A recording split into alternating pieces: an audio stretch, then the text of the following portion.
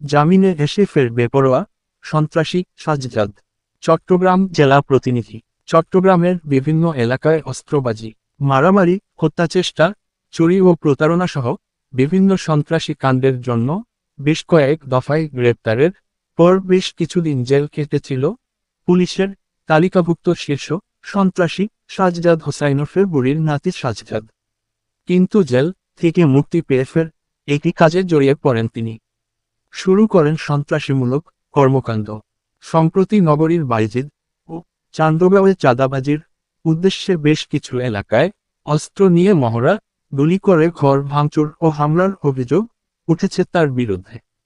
এছাড়া প্রতিবাদ করায় স্থানীয় এক যুবককে কুপিয়ে মারাত্মক জখম করার ঘটনায় করা মামলায় পলাতক রয়েছে বলে জানান বাইজিদ থানা পুলিশ। তবে সামাজিক যোগাযোগ মাধ্যম ফেসবুকে সক্রিয় থাকলেও আইন শৃঙ্খলা রক্ষাকারী বাহিনীর চোখ ফাঁকি দিয়ে বারবার পার পেয়ে যায় শীর্ষ সন্ত্রাসী সাজ্জাদ। সর্বশেষ গত ৫ জুলাই দিবাগত রাতে বাইজিদ থানার গুলিয়েপাড়া এলাকায় চাঁদাবাজিতে বাধা দেওয়ায় অস্ত্র।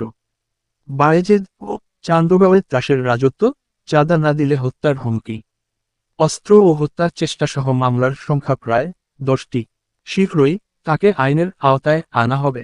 Abdul Mannan Miyaoti, commissioner, crime and operation, CMP, নিয়ে এক বাড়িতে হামলা করে ঘরের জানালা সহ বেশ ক্ষয়ক্ষতি করেছেন। ঘটনার ভুক্তভোগী ইকবাল দেশ বর্তমানকে বলেন, এলাকায় সাজ্জাদকে চাঁদাবাজি করতে বাধা দেওয়ায় আমার উপর ক্ষেপে আমার বাড়িতে বসে কয়েক রাউন্ড গুলি করে। আমি প্রাণে বেঁচে গেলেও আমার ঘরের ব্যাপক ক্ষয়ক্ষতি হয়। তিনি আরও বলেন, শুধু আমি কিংবা পৃষ্ঠা ৭ কলাম ৫